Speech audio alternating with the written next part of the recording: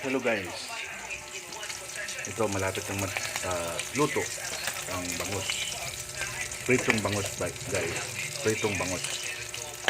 So kailangan natin magsalamin kasi delikado sa mata. Lagi yung mata natin ang target ng bangus pag tayo nagprito. So yan,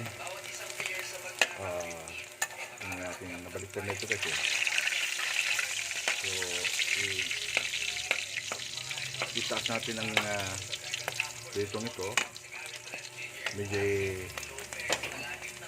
taas natin para bumuba yung mantika para mag-drain. Yan.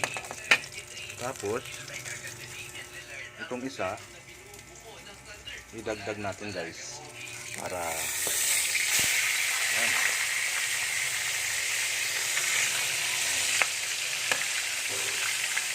Habang naluto ito sa prito,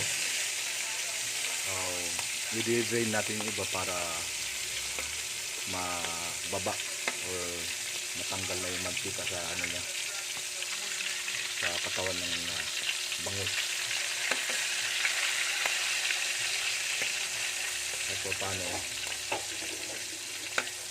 yan. So ngayon itong mga luto na pwede natin ilagay sa pinggan.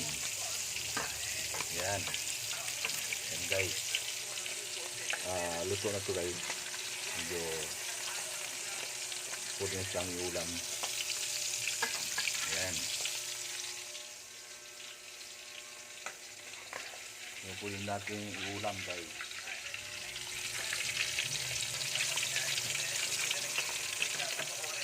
Para sa kada na yan.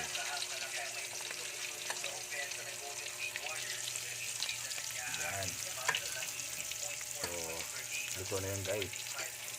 Pwede natin ulam ngayon lunch or tanghali.